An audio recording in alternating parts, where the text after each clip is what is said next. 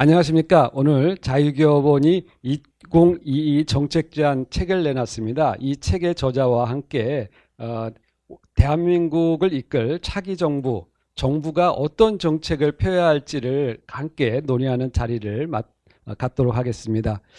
사실 이 정책은 너무 중요합니다. 잘못된 정책을 내놓으면 우리 사회 국민도 어렵고 사회 질서도 해롭게 되는데요. 대표적으로 꼽는다면 아마 부동산 정책이 있지 않았을까 싶습니다. 지난 4년간 부동산 정책이 잘못되다 보니까 그야말로 전세난에 부동산 가격 폭등에 이러한 잘못된 현상이 발생을 했는데요. 정부는 여전히 그 잘못된 정책을 고집을 하고 있습니다. 이 정책 실패를 가져온 잘못된 정책을 고집하는 것은 정말 우매한 일이 아닌가 합니다. 특히 소득주도 성장도 실패한 바 있죠. 그러한 잘못된 정책이 일자리를 줄이고 우리 국민들의 삶을 상당히 어렵게 만들었는데요. 올바른 정책을 우리가 생각하고 그 정책이 차기 정부에서 채택될수록 하는 것은 무엇보다도 우리 국민의 삶을 넉넉하게 하는데 아마 필수적이지 않을까 싶습니다.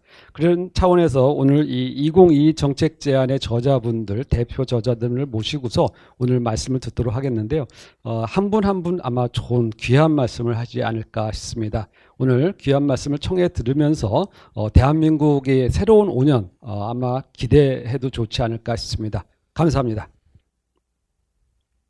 예, 안녕하세요. 일자리 창출 분야입니다. 일자리 창출은 뭐 당연히 이제 그 출발점 크게 두 가지로 나눠져 있는데요.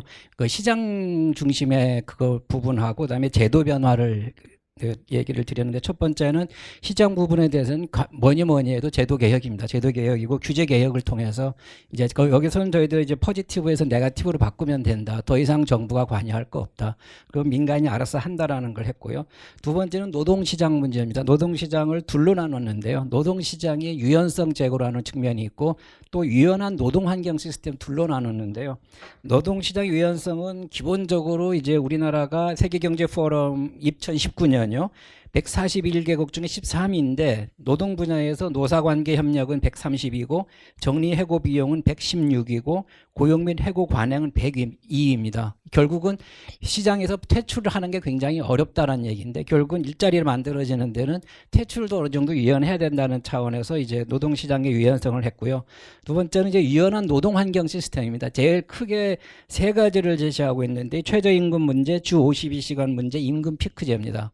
최저임금 문제는 저희들이 이제 2017년에서 21년 사이를 비교해 보니까 4년 동안 35%가 증가했고, 거기에 우리가 주휴수당 한 20% 되잖아요. 그걸 합치면은 1만 원, 만 원이 이미 넘습니다. 이게 지금 현재 일본의 동경 수준입니다.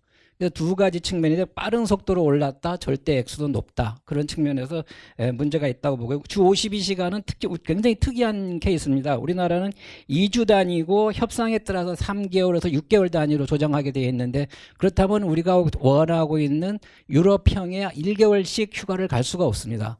1년 열심히 일하고 아니면 10개월 열심히 일하고 1개월 쉬는 형태가 아니라 굉장히 단시간의 휴가만 가능한, 그러다 보니까 노동자들이나 중소기업들이 어렵다는 부분이 있고요. 그 다음에 세 번째가 임금 피크제입니다. 지금 정년 연장 문제 얘기 나오고 청년도 일자리가 나오는데, 임금 피크제가 유연하게 실시되지 않으면은 정년에 그 연령 많으신 분도 힘들고 마찬가지로 이제 청년들도 들어가기 힘들다. 그다음에 미래형 일자리, 청년들을 위한 일자리인데요. 4차 산업혁명이니 뭐 이제 공유경제, 이제 플랫폼 경제 나오는데, 우리 학생들 물어보면은 지금 정규직 일자리 별로 원하지 않습니다. 원하지 않고 보통 기워커스라 그러죠. 새로운 형태의 일자리인데, 이게서 마찬가지로 민간 시장에서 앞에서 말씀드린 그 포지티브에서 네거티브로 바꿔주고 청년들이 갈 수 있게 해주면 좋다라는 거고요.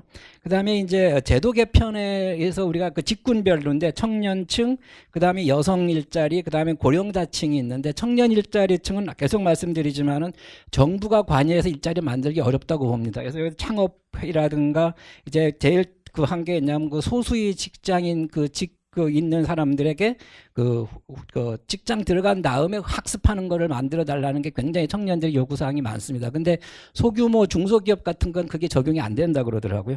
그 다음에 제일 많이 학생들이 원하는 뭐냐면, 우리나라 공공기관에서 제공하고 있는 일자리 플랫폼이 거의 쓸모가 없답니다. 즉 일자리 수요자와 구직자가 연결돼야 되는데 그게 굉장히 안 돼 있다. 그래서 대부분 일자리는 민간이 만든 플랫폼 사용을 하는데 제일 그 많이 학생들이 이제 선호하는 게 미국형 일자리. 미국은 플랫폼에 하나 들어가면은 구직자와 구인자가 정보가 완전히 서로가 커뮤니케이션이 되게 돼 있다고 그러더라고요.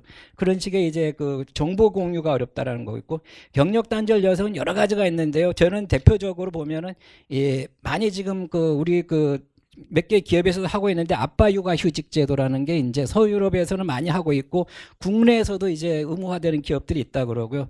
그다음에 이제 그 젊은 그 학생들 결혼해서 애 있는 학생들을 물어보면은 이 보육시설 확대가 제일 중요하다. 그게 이제 애를 낳으면은 바로 이제 그 보낼 수가 있어야 되는데 굉장히 어렵고 내시면은 데려가야 되고 그래서 이제 프랑스 같은 경우는 임신을 하면 국가가 다 정해준답니다. 너는 어디에 가고 어디 하고 이런 거를요. 그게 이제 불확실성을 없애준다는 차원에서 굉장히 유용하다. 근데 고령자층은 지금 굉장히 부딪힙니다. 왜냐하면 이 고령화가 급속히 이루어지면서 정년 연장 문제가 나타나고 있고요. 또 정년 연장 문제가 나타나면은 청년들의 또 일자리가 또 부딪힙니다. 그래서 이걸 어떻게 할 것이냐라는 부분인데 앞에서 말씀드렸던 그 임금 피크제가 빨리 이제 유연하게 시행돼야 된다. 그래야 그러고 그다음에 일본에서 많이 활용되고 있는 건데 세대 통합형 일자리라는 게 있더라고요. 이 세대 통합형 일자리는 같은 회사에서 청년과 고령층을 같이 채용을 하는 경우, 그다음 계속 일자리를 유지하는 경우에는 그거에 대한 정부가 인센티브를 상당한 제도적 인센티브를 주는 방법인데 이게 이제 앞으로 우리 사회가 이제 정년 연장 문제가 당장 나타날 거고 청년 일자리는 계속 줄어드는 상황에서 두 계층이 부딪혔을 때 이게 어떻게 할 것이냐라는 부분인데 여기에 이제 세대 통합형 일자리 창출을 제시를 했고요. 그 다음에 이제 마지막으로 해드렸던 게 전직 서비스입니다. 이게 이제 우리가 기후변화 4차 산업혁명이 나오면서 에너지 문제 나오면서 이 좌초산업 문제가 굉장히 빠르게 진행되는데 그 좌초산업에 있던 석탄만이 아니라 자동차, 철강, 뭐 심지어는 저희들 얘기하는 그 전통적인 자동차 산업에 있는 노동자들을 어떻게 하면은 이제 스무드하게 직장에서 이제 다른 직업으로 옮길 수 있느라는 그게 보통 얘기하는 전직 지원 서비스인데 그게 굉장히 빠르게 이루어져야 되겠다. 그것이 대외로 인해 가지고 좌초 산업에 있는 예를 들어 전기자동차 수소장터가 급속히 보급이 되면은 이제 카센터라 그러죠. 한 3만 개가 넘는데 그걸 어떻게 할 것이냐라는 얘기를 많이 나오는데 그게 자연스럽게 다른 산업으로 아니면 교육 훈련을 통해서 고령층들이 자연스럽게 움직여 나갈 수 있도록 좀 제도적 지원이 필요하다. 이렇게 정리를 해두었습니다. 예, 고맙습니다. 예, 반갑습니다. 저기 숭실대법대에 있는 전사면입니다. 저는 오늘 이 중대재해법에 관해서 한번 검토해 보도록 하겠습니다. 올해 1월 8일 날 국회가 중대재해처벌법이라고 하는 법을 제정을 했습니다. 그것은 기존에 있는 산업안전 및 보건법상의 문제점을 그 법 가지고는 산재 예방이 안 된다라는 차원에서 특별히 그 산업법상의 적용 대상이 아닌 기업들에 대해서도 형사처벌을 강화해서 이 산재를 예방하겠다는 취지로 입법이 됐습니다. 이것은 내년 1월 22일부터 시행이 되게 되어 있습니다. 문제는 뭐냐면 이 중대재해처벌법은 5인 미만 사업장만 법으로 적용 대상에서 제외시켰습니다. 근데 문제는 뭐냐면 기존에 있는 산업안전법, 우리가 산업안전보건법이죠. 산안법이라고 이런 얘기를 합니다. 이 법상으로는 적용 대상이 상당히 제한되어 있었습니다. 말씀드리자면 광산업이라든가 원자력업, 항공업, 선박업, IT 서비스업, 금융업, 건축기술 엔지니어링, 뭐 과학기술 서비스업, 전문과학 및 기술 서비스업, 기타 등등 사회복지 뭐 이런 서비스업들은 적용 대상에서 제외됐었습니다. 그런데 이 법이 시행됨으로 인해서 이제 모든 사업장들이 다 이 법에 적용을 받게 됐고요. 문제는 뭐냐면 그전에는 산안법상에 보면 기본적으로 산업안전 조치를 취하는 여러 제도들을 기업들한테 의무를 부과시켰거든요. 그런데 그동안은 어떠한 이 안전 조치를 취하지 않던 기업들도 갑자기 내년 1월 1일부터는 적용되게 됐습니다. 문제는 뭐냐면 이 법들이 기존에는 대부분 이제 그 기존에 있는 산재들이 하청업체 사업장이 열악하다 보니까 산재가 많이 발생한다. 그래서 원사업자한테 그것도 이 CEO죠. CEO한테 그다음에 최대 주주한테 기본적으로 형사처벌을 가하는 이런 법입니다. 또 하나는 그전에는 산업재해만 적용됐었는데 이 법은 시민재해라고 해서 그 산업시설을 이용하다가 사고 난 사람들 사망하거나 중대재해 발생하게 되면 이제는 원사업자 CEO, 그 다음에 원사업자 사업주, 그 다음에 하청업체 사업주, 그 다음에 하청업체 CEO 모두가 형사처벌을 받게 됩니다. 두 번째는 아무래도 지금 이 법이 제정되기까지 모델법이 있습니다. 그것은 2007년도에 영국에서 기업과실치사법이 제정이 됐습니다. 이 법에 영향을 많이 받았습니다. 다만 우리가 이 영국의 기업과실치사법이라고 하는 것은 그 중대재해에 실질적으로 영향력을 행사한 사람만 처벌합니다. 그런데 이 우리 중대재해처벌법은 그냥 그 지위에 있다는 이유만으로 처벌을 받게 되는 이런 문제가 있습니다. 그래서 기본적으로 입법 적용 범위하고 그 다음에 적용 대상 자체가 너무 광범위하다. 이런 말씀을 드립니다. 그리고 형사처벌도 과도하다는 겁니다. 지금은 이 사망 시기에는 1년 이상의 징역입니다. 다시 말하면 몇 년 이하 징역이 아니고 1년 이상의 징역이에요. 그래서 처벌을 받게 되기 때문에 이 문제가 간단한 문제도 아니다. 특히 국내에서 사업을 하시는 많은 사업장들을 해외로 내보낼 위험성이 있다. 아니면 사업 포기하게 하거나 이런 문제가 있고요. 또 하나는 올해 1월 달에 이 산업안전산안법상의 처벌 규정이 너무 약해서 이 산재가 발생하기 때문에 이 문제 해결을 해야 된다는 얘기가 많아가지고 1월 12일 날 양형위원회, 그러니까 대법원에 보면 형사처벌에 관한 양형위원회가 있습니다. 이 양형위원회에서 산안법상의 양형이 너무 약하니까 강하게 처벌하자, 약 2배 정도 형사처벌 수위를 높였습니다. 그런데 1월 8일 날 중대재해처벌법이 생기면서 문제는 지금 이 1월 8일과 12일에 연달아서 이 산업재해 관련해서 형사처벌이 가해지게 되는, 이러다 보니까 당연히 중복처벌 문제가 아주 중요한 문제로 등장이 됩니다. 또 하나는 5인 미만 사업장의 경우에 제외한다라는 말을 썼기 때문에 앞으로 우리 국내 기업들이 어떤 사업장을 막론하고 다 피터팬 신드롬에 빠지지 않을까 매우 걱정이 되는 상황입니다. 입법론적으로 보게 되면 특히 이제 우리가 형사처벌이 강해졌기 때문에 기본적으로 형사처벌 완화해야 된다라고 하는 이러한 입장인데, 미국 같은 경우에는 형사처벌이 약하면 민사벌로 강하게 처벌을 하게 됩니다. 근데 우리나라는 이번에 이 중대재해처벌법에서 징벌배상 제도도 도입을 했습니다. 5배까지 징벌 배상을 하도록 이렇게 되어 있었습니다. 결론적으로 보면 이 법은 지금 많은 기업들이 준비가 안 된 상태에서 내년 1월부터 이 법의 적용을 받게 됩니다. 그리고 전면적으로 노출되기 때문에 갑자기 이 법을 시행하는 것은 많은 기업들한테 혼란을 빠지게 할 수 있고, 그 다음에 기업들이 결국은 사업을 포기하게 만들 수가 있습니다. 그래서 예전에 우리가 1998년도에 그때 우리가 노조법상에 법 개정해 가지고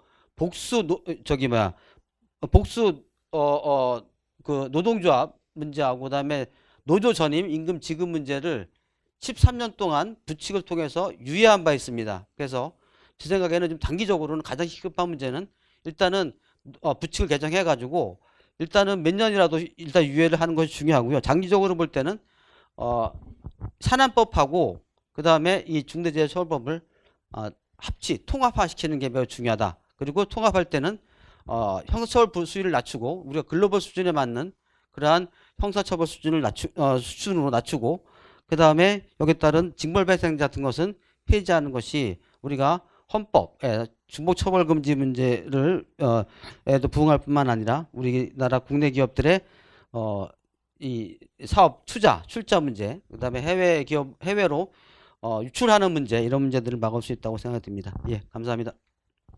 예, 방금 소개받은 아주대학교 법학전문대학원에서 노동 담당하고 있는 이승길입니다. 오늘 제가 말씀드릴 것은 주 52시간제를 합리적으로 운영하자, 뭐 이런 내용에 대해서 문재인 정부 들어서면서 사실은 많은 노동 정책을 시행했는데요.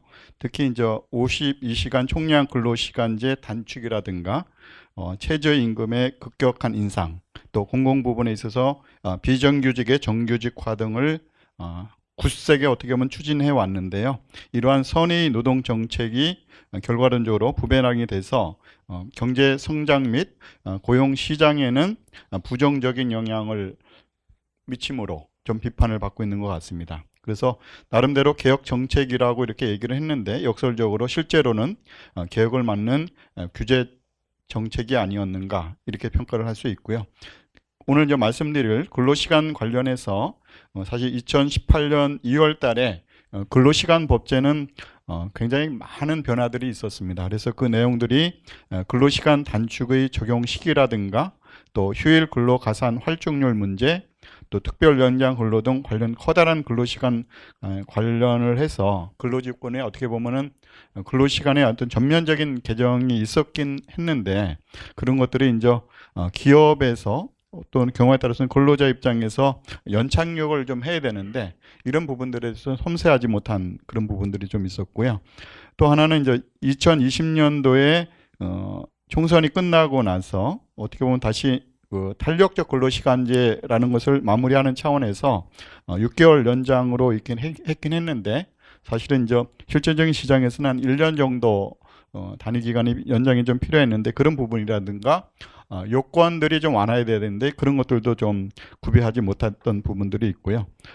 다만 이제 선택적 근로시간제 정상기간의 연장이라든가 또는 특별 연장 근로 인가 규제 완화 이렇게 하고 이름적으로는 좀 완화가 된 부분들이 있는데 여전히 기업에서나 근로자 입장에서 운영하는데 좀 제한이 있는 그런 부분들이 있고요. 근데 그런 와중에 콜로라 영향으로 인해 갖고 갑자기 대체 휴일제를 확대를 하면서 휴일이 좀 많이 늘어나는 이런 부분들이 됐습니다. 근데 어떻게 보면은 굉장히 그 좋은 제도라고 이렇게 볼 수도 있는데 경제를 생각해 보면 그것들이 기업과 근로자 측면에서 다 연착륙할 수 있는 이런 부분들이 돼야 되는데 이런 것들이 좀 급속히 진행을 하다 보니까 근로자들이 근로시간 제도가 시스템적으로 좀 돌아가는 데 있어서의 문제점이 좀 노출이 됐습니다. 그래서 근로시간 단축에 따라서도 임금 감소의 문제가 있었고 또 기업의 생산성 감소 이런 것들이 함께 우려가 되는데 그냥 흐지부지된 이런 부분들이 있었고 또 단기적으로는 중소기업이 인건비 부담 및 근로자 임금 감소 이런 것들이 실제로 나타났는데 여전히 이런 부분들에서 미봉책적인 정책으로 인해 갖고 경기가 악화되는 것과 더불어서 근로시간에 대한 순기능 이런 것들이 좀 나타나는데 제한이 있지 않았는가 그런 생각이 들고요. 그다음에 근로시간 단축을 해서 고용 창출과 연계하고 또 기업 정책의 참여를 유인할 뭐 이런 것들에 대한 것들이 같이 고려가 돼 있어야 되는데 그런 것들도 좀 충분치 않았던 그런 부분들이 있는 것 같습니다. 그래서 향후에 있어서 근로시간 관련해서 보완적으로 좀 또 사후적인 지원책적인 부분에서는 기업 현장에서 노사 자율적으로 기반해서 부작용 없이 좀 연착륙할 수 있는 근로시간제 그런 시스템을 좀 갖춰야 될 부분이 있고요. 또 특히 이제 아직도 진행되고 있는 코로나19 위기 극복을 위해서 현장의 현안 중에서 근로시간 문제는 여전히 문제가 되고 있기 때문에 현장적인 지원을 좀 강화하는 부분도 일단 한시적으로 좀 필요한 부분이 있는 것 같습니다. 향후에 있어서 그럼 근로시간 52시간제 개편과 관련해서 나름대로 유연하고 다양한 근무 방식의 실현들이 좀 필요한데요. 근로시간은 기본적으로 규제 입법입니다, 사실. 그래서 규제의 목적을 점진적이고 현실적인 정책, 또 노사 간에서의 자율, 또 시간 주권을 회복하는 그런 정책들이 좀 필요한데요.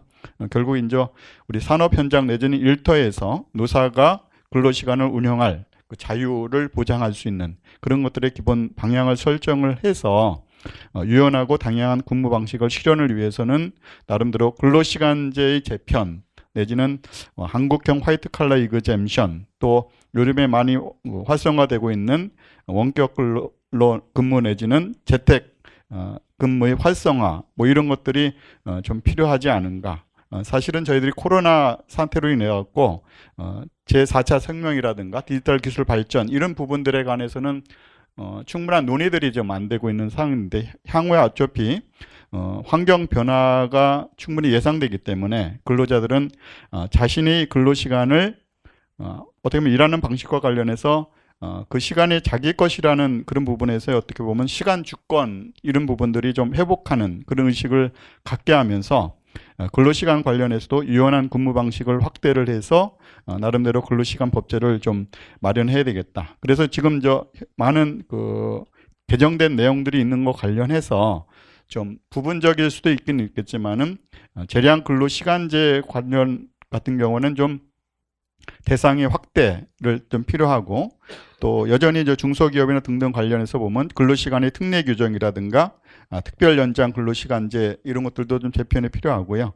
그다음에 이제 초과 근로 관련해서 우리가 시간에 야간 근로, 휴일 근로, 이걸 초과 근로라고 하는데 가산 할증률이 사실 50%로 돼 있습니다. 그래서 이제 이런 부분들도 좀 ILO 기준에 따른 한 25% 정도 이런 논의들도 좀 필요한 것 같고, 그다음에 저희 나라만 좀 있는 특이한 제도 중에서 유급 주휴 수당이 있습니다. 그래서 이런 부분들도 향후에 근로시간 재편을 논의할 때 무급하는 이런 부분들도 총체적으로 좀 검토했으면 어떨까 이런 생각이 듭니다. 그리고 이제 근로시간 이런 개편을 할 때 항상 이제 임금과 맞물리기 때문에 그에 따라서 임금 제도 체계라든가 이런 것들도 합리적인 인사 운영과 더불어서 될 수 있도록 그런 것들도 좀 같이 검토해야 되겠다. 그래서 그런 것들이 좀 검토가 되면서 제도화될 수 있는 그런 기틀을 마련해야 될 것 같고요. 그다음에 이제 한국형 화이트 칼라 이그젬션이라는 부분에서는 향후 저희들이 ICT, 그러니까 정보통신기술이 활용함으로 인해서 일하는 장소라든가 시간 이런 것들이 구속성이 없어지고 기업에 공연할 수 있는, 어떻게 보면 도급 내지는 자영의 근로 방식이 좀 일정 부분 시장에서 형성이 충분히 될 수 있습니다. 그에 따라서 고임금 전문직 근로직에 대한 근로시간 규제를 적용 제외하는 이런 제도가 좀 도입할 필요도 있겠다 생각이 들고요. 마지막으로 재택근로 활성화 관련해서 사실은 이제 일하는 방식에 대한 변혁 이런 부분들에 관해서는 좀 촘촘한 준비들이 좀 필요한데요. 우리 흔히 이제 투잡 시대라고 얘기를 하기도 하는데, 일하는 방식에 관련돼서 변화가 있기 때문에 앞서 말씀했던 재택근무, 넓은 의미에서 이제 원격 근무라든가 또는 경우에 따라서는 시간제 고용 확대 이런 것들에 따라서도 제도 기반이 좀 새롭게 마련돼야 되겠습니다. 그래서 향후에 있어서 미래 지향적인 노동법 개혁이라는 측면에서 보면은 결국 일자리 창출이라든가 기업과 국가의 지속 가능하고 포용적인 경제 성장을 위해서는 고용 시장이라는 측면에서 보면은 좀 질적으로 전환할 수 있는 고용, 임금, 오늘 말씀드린 근로시간 유연성 제고 이런 것들이 노동시장에 자유롭게 좀 모델로서 구축할 수 있다라고 그러면은 좀 이 근로시간의 문제들도 같이 검토해야 되겠다. 그리고 이제 우리나라에서 이제 노사 문제도 있긴 있지만은 결국 이제 정부 입장에서 보면은 이런 모든 정책들, 노동 정책이 됐던 근로시간 정책이 됐던 이런 부분에서의 정책에 순기능과 역기능들이 있는데, 이런 것들이 순기능적으로 연착륙할 수 있도록 이런 세심한 정책적인 지원도 필요하다 이렇게 생각이 됩니다. 예, 이상입니다. 예, 안녕하십니까. 반갑습니다. 김강식입니다. 주제가 이제 노동시장 유연한데, 사실 이 주제는 뭐 수십 년 전부터 계속 논의되어 왔고요. 수십 년부터 계속 논의되어 왔다는 것은 사실 그동안에 여기에 있어서 좀 뚜렷하게 개선되는 게 없었다 이렇게 볼 수가 있을 것 같습니다. 노동시장을 왜 유연하게 해야 되는가? 뭐 이유는 간단합니다. 노동시장이 지금 여러 가지 어떤 그 사회 변화들, 뭐 환경 변화, 기술 변화, 어떤 경기 변화 이런 것하고 무관하게 아주 경직적으로 움직이다 보니까 기업에 있어서 경영 활동이 극도로 위축되고 있고, 또 일부 기업에 있어서는 심지어 사업을 접어야 할 어떤 그런 여건에 처하기도 하고, 또 구직자들에게 있어서는 지금 일자리가 점점 더 사라지고 있고, 그래서 고용 절벽이 발생하고 있고, 이런 문제들, 그러니까 뭐 사업을 하는 쪽에 있어서 또 근로자들, 또 구직자들에게 있어서 전부 또 부정적인 영향을 미치기 때문이고요. 특히 이제 우리나라는 외국하고 비교해서도 이 국가 경쟁력을 저해하는 요인, 또 기업의 경쟁력을 저해하는 가장 큰 요인 중에 하나가 노동시장 경직성 이라고 이렇게 볼 수가 있을 것 같습니다. 그래서 이 문제가 해결되지 않고는 우리 사업을 하는 기업이라든지 아니면 근로자들이라든지 국가 전체적으로도 상당히 좀 미래가 좀 어렵다 이렇게 볼 수 있을 것 같습니다. 그럼 구체적으로 이제 노동시장 유연성 제고 방안을 뭐 제가 크게 한 4개 정도로 뭐 이게 이제 분량이 제한돼 있다 보니까 이렇게 한 4개 정도로 이렇게 제가 좀 들었습니다. 그 중에 하나는 임금의 유연성이고요. 임금이 좀 유연화돼야 되겠다. 또 하나는 아까 우리 저 이승 교수님 발표 관련된 노동 시간의 유연화가 있고요. 그 세 번째는 고용이 좀 유연화돼야 되겠고, 마지막으로 노사관계 유연화, 이렇게 크게 한 4개 덩어리를 어, 제가 좀 이렇게 좀 다루었습니다.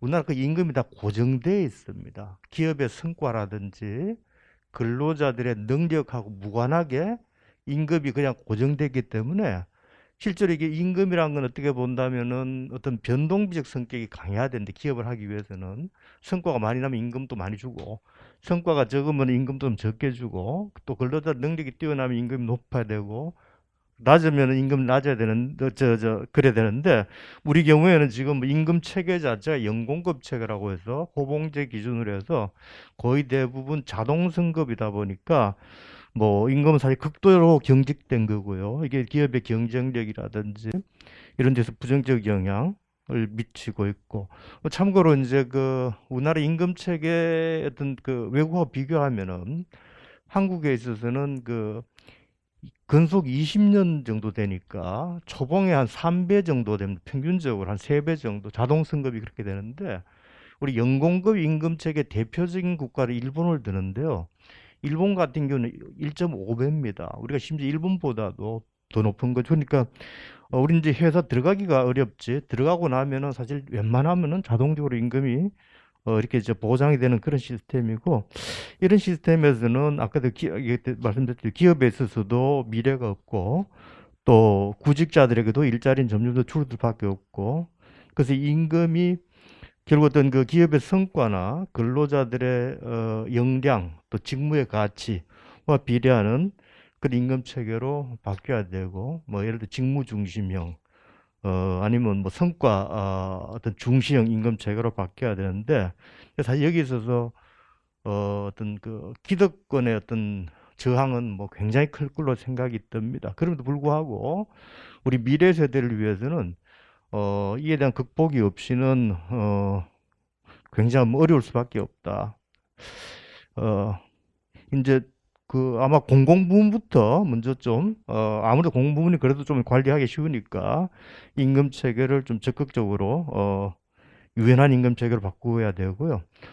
두 번째 이제 최저임금제도, 아까도 조금 말씀 나왔습니다만, 최저임금제도가 사실 우리나라 임금의 경직성을 결정하는 굉장히 큰 요인입니다. 그건 딱 고정되어 있으니까, 법으로 딱 묶여 있으니까 어떻게 뭐 빼도 박도 못하는 거죠. 기업에 있어서도 그렇고 근로자도 그렇고. 그러다 보니까 이제 이 최저임금 때문에 사실 많은 기업들이 고용 자체를 이젠 두려워하고 일자리 자체를 줄이다 보고 줄일 수밖에 없고, 이런 문제들 발생하고 있고요. 또 이제 이게 뭐 중소기업 자영업자 문제뿐만 아니라 또 대기업의 경우에도 사실 많은 부분들이 어떤 협력업체, 하도급을 통해서 일들이 이루어지고 있는데, 이런 그 자영업자 중소기업에 있어서 임금, 최저임금의 어떤 부담은 결국 대기업으로 그대로 전가되기 때문에, 결국 대기업에서도 고용이 줄어들 수밖에 없고 국제 경쟁력이 낮아질 수밖에 없고, 이런 문제, 이게 이제 극복이 돼야 되고요. 제일 큰 문제는 제가 볼 때 최저임금 수준 같습니다. 최저임금 관련해서 굉장히 많은 어떤 그 논쟁거리들이 있는데, 깜들이 있는데, 제일 큰 게 사실 모든 게 임금 수준에서 다 나오는 것 같아요. 그러니까 최저임금 수준 자체가 지금 이제 우리 기업이 그 부담하기에는 과도하게 높다 보니까 뭐 파생적으로 굉장히 많은 문제들이 나오고 있고요. 그래서 이 최저임금 제도 개선을 위해서 뭐 많이 이제 이야기 든 게, 결국은 이 최저임금은 사실 아주 기본적인, 정말 최저임금 모두에게 똑같이 적용돼야 되는 게 이론적으로 논리적으로 맞습니다만은, 이미 수준이 너무 높아졌기 때문에 모든 사업체, 모든 근로자 적용하는 건 지금 현실적으로 이건 굉장히 문제가 많고, 이제 지금 현재로서는 어쩔 수 없이 이미 높아진 수준은 어쩔 수 없이 이제는 결국 구분해야 될 거다. 그래서 사업체마다 사정이 다르니까 이제는 사업체마다 어떤 그 기업 성과가 다르니까 예를 들면 뭐 기업의 어떤 규모별로 아니면 지역별로 업종별로 이렇게 차등할 수밖에 없고 또 근로자들도 근로자들마다 사정이 다 같지 않으니까 사실 어떤 뭐 역량이라든지 어떤 이런 그 좀 떨어지는 사람도 있고 또 그렇지 않은 사람도 있고 하니까 또 근로자도 예를 들어서 뭐 고령 근로자라든지 이런 경우에는 좀 별도로 적용하는 것이 어쩔 수 없이 현재 여건에서는 필요하다 이렇게 볼 수 있고요.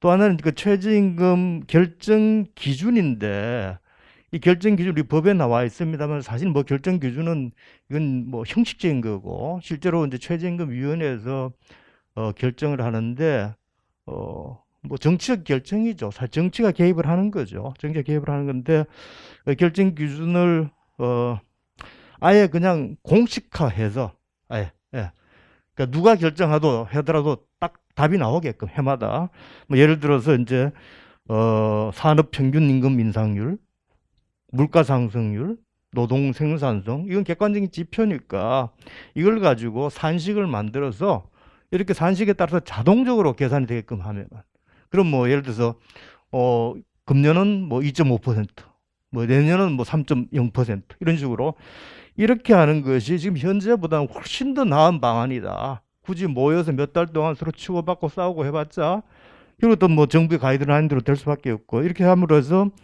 어떤 최저임금 결정에서 정부 개입의 여지를 아예 없애고 또 포퓰리즘 여기 개입할 어떤 그러한 가능성도 차단하는 것이 바람직할 것 같습니다. 실제 외국의 경우에도 이런 경우들이 많습니다. 어떤 그러니까 산식을 이용해서 공식을 이용해서 최저임금이 계산에 의해서 되는 협상이 아니고 이렇게 하는 것이 필요할 것 같고요. 예, 뭐 여러 가지가 있습니다만은 뭐 이 정도 최저임금 이 정도 해서 이야기 말씀드리고 근로시간 관련해서는 아까 우리 이성길 교수님께서 여기 상세하게 이렇게 말씀해 주셨으니까 뭐 제가 조금만 저는 좀 덧붙인 그 말씀만 드리겠습니다. 저는 그렇게 생각합니다. 근로시간을 이제는 사실 법으로 이렇게 규정할 때가 지났다. 그건 그 법으로 규정해서 강제로 예를 들어서 뭐 기업의 몇 시간 또 근로자의 몇 시간 이렇게 하는 거는 옛날에 그 산업혁명 당시에 어떤 그 대량 그 어떤 대규모 공장에 있어서 아주 열악한 상황, 어떤 그저 근로 조건도 굉장히 안 좋고 또 근로 시간도 굉장히 과다하고 또 근로자들의 영양이나 건강 상태도 좋지 않고 또 산재도 많이 발생하고 이런 시대 상황에서 이 근로 시간 근로자들을 보호하기 위해서 근로시간 제도를 두고 근로시간 법을 제정을 했는데 그 사실 100년 전 이야기인데 지금 과연 우리 상황이 그런가? 우리가 지금 뭐 그렇게 정말 강제노동을 하는 것도 아니고, 예, 또 저 이 산업 저 환경 자체가 그렇게 산재가 아주 열악한 그런 환경도 아니고 또 근로자들 같은 경우도 개인적으로도 사정이 다 다르고 하기 때문에 법적 규제에서 사실 자율적으로 결정할 수 있는 어떤 그러한 그 방식으로 전환하는 게 필요하고요. 저보고 지금 제가 지금 시간을 너무 많이 쓴다고 한 1분 안에 마치겠습니다. 고용에 유연한데요. 고용 유연화도 뭐 여러 가지 내용이 있습니다만은 특히 이제 파견 근로 관련해서 파견 근로에 있어서 지금 어떤 과도한 규제, 예를 들어서 뭐 그 사용 기간의 제한이라든지 또 어떤 그 업무의 제한 이런 것들 좀 자유롭게 해서 기업에서 자유롭게 좀 이렇게 유연하게 활용할 수 있는 방안 모색이고 마지막 노사관계 유연화에 있어서는 결국 노사 문제는 가급적이면 좀 입법적 또 행정적 이러한 그 규정 절차 개입보다는 노사 자율적으로 노사 당사자들이 서로 논의하고 결정할 수 있는 그런 방식이 필요할 것 같다. 이렇게 제가 작성을 했습니다. 예, 이상으로 마치겠습니다. 감사합니다. 예, 저는 그 부동산 쪽에 세 분이 글을 쓰셨는데 전 미시적 측면에서 소프트하게 접근을 했고요. 한 분은 이제 시장 경제로 가야 된다는 그런 내용을 쓰셨고 한 분은 택지 개발의 문제점을 쓰셨습니다. 실무적 측면에서 제가 이 방향을 잡은 이유는 이번 정부가 반시장 정책을 가고 있는 게 좀 안타까웠고 특히 2017년도 5월 달에 문재인 정부가 취임한 이후에 지난달 말까지, 7월 말까지죠. 10월이죠. 8월 말까지입니다. 한국부동산원의 그 매매 지수를 보면은 전국 평균 78.9%나 올랐고요. 서울의 그 성동구 같은 경우는요 166.4%나 올랐습니다. 은평구도 저희 학교가 있는 서대문 쪽인데요 145.3%나 올라서 소득은 오르지 않았고 이 집값만 오른 거 아닌가 그런 측면에서 접근을 했습니다. 그래서 앞에 서술은 빼고 제가 몇 가지 제안한 게 있는데 첫 번째는 지역 규제를 선별적으로 해야 된다는 거. 한 지역을 전부 다 투기 지역이나 투기 과열 지역이나 조정 대상 지역으로 지정하다 보니까 선의 표자가 많이 나타나요. 그래서 물건별, 지역별 선별 규제해야 된다는 거를 제가 주장을 했고요. 보유세가 너무 많이 올랐죠. 지금 OECD 36개 국가 중에서 우리나라가 부동산 조세 부담률이 뭐 이따 조세 하시는 분도 계시는데 지금 현재 7번째로 높습니다. 2019년도 자료입니다. 그게. 이번 정부 2019년, 20년, 21년 금년도까지 공정시장 가액 비율이 95%까지 올렸고요. 또 공시지가나 공시가격 표준지 공시지가를 거의 평균 10% 이상씩 올렸습니다.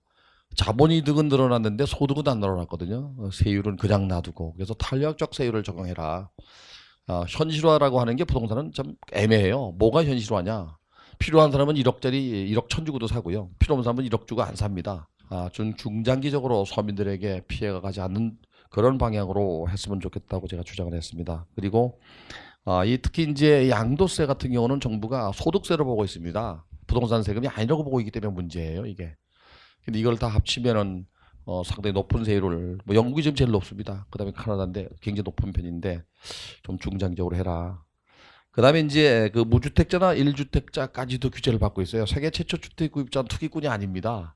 근데 지역 규제 때문에 집을 마련하지 못하도록 대출도 못 받게 또 적게 받게 해놨는데 아마 이번 달에 가계부채 종합대책이 나면 전세금까지도 규제하지 않겠나 하는 생각이 들어서 이것도 역시 선별적으로 제3자 피해가 가지 않도록 세계 최초 주택 구입자에게는 적어도 대출을 줘야 되지 않나. 또 하나 이제 분양을 받고 나서 분양 대출금은요. 수분양자가 자금 계획을 가지고 분양을 받아요. 돈 없는데 무조건 받지는 않아요. 그래서 그들에게까지도 이렇게 그 대출을 막아버리면 좀 곤란하지 않겠나. 뭐 제2금융권이나 더 떠나서는 사채 시장까지도 갈 수 있기 때문에 이걸 좀 개선해야 되겠다는 거. 임대차 3법은 뭐 처음부터 제가 반대했던 것 중에 하나인데요. 이거는 김현미 장관이 그 장관 된 기본이 바로 뭐 이 방송 나가도 괜찮겠죠. 네. 그 임대차 보증금에 과세하겠다는 걸 계속 주장했어요. 3억 원 넘는 전세금에 과세하겠다. 이게 임대인한테 물 것인지 임차인한테 물 것인지 애매해요. 임대인에게 소득이라 그러면 간주소득세로 물릴 수 있지만 임차인 입장에서는 한 20억짜리 전세 살 수도 있잖아요, 그죠? 이런 문제가 있는데 사실 그 보증금에 물리는 나라는 없어요. 보유세도 아까 앞에 언급했지만 영국이나 독일 같은 경우는 세입자가 재산세를 내요. 우리가 안 냅니다. 다른 나라가 다 다르거든요. 근데 정부가 이번 정부는 하니까 나쁜 것만 갖다가 적용한 것 같아요. 그래서 저는 그 임대차 3법이 좀 개정되든지 폐지를 제가 주장하고 있습니다. 특히 세입자를 보호한다는 전월세 신고제 아무짝에도 소용없습니다. 세금 물리려고 신고 받는 겁니다, 그냥. 그리고 2년 거주를 4년으로 바꾼 거 임대인과 임차인간에 합의해서 3년 4년 다 삽니다. 임대 금액을 제한하면요 민간 임대주택 공급이 줍니다. 이것도 시장 자율에 맡겨야 되지 않나. 너무 많이 오를 땐 뭐 정부가 정책으로 좀 공급을 늘리거나 해야 되겠죠. 그 다음에 이제 그 도시 재생 사업도 재개발 재건축 사업도 도심지에 토지가 부족하니까 이걸 좀 올릴 필요는 있다. 그 이유가 2004년도 우리나라는요 주거지역의 용적률이 300%로 되어 있는 거를 1, 2, 3종으로 만들면서 150, 200, 250으로 줄였어요. 이걸 다시 원상복귀시키면 적어도 100% 이상 올라가면 세대수 늘어납니다.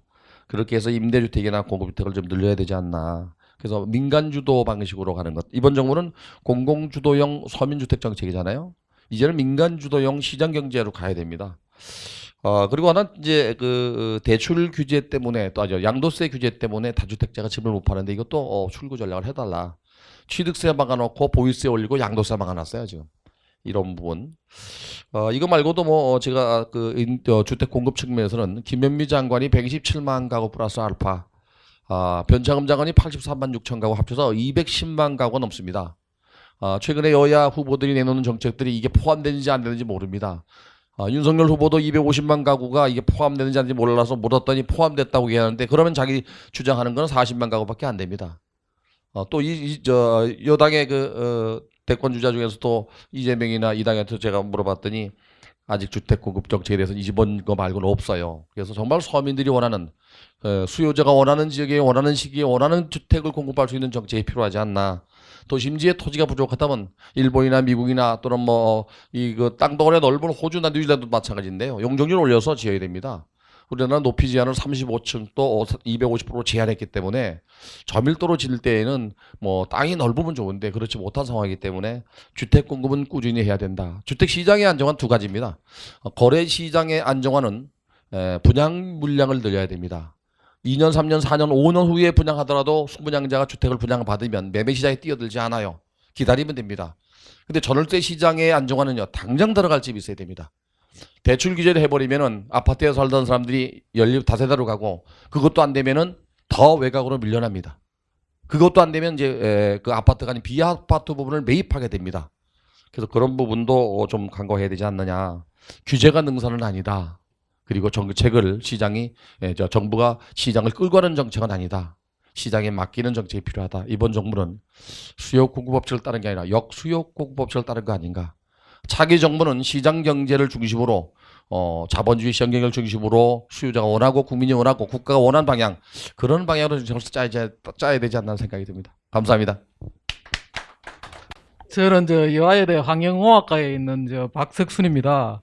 아마 이 공대 교수가 여기에 온 분은 없는 것 같은데 저는 어떻게 하다가 여기에 왔습니다. 제가 맡은 거는 이제 환경 규제를 어떻게 하면 합리화할 수 있느냐. 아마 가장 불합리한 규제가 많은 게 이 환경일 겁니다.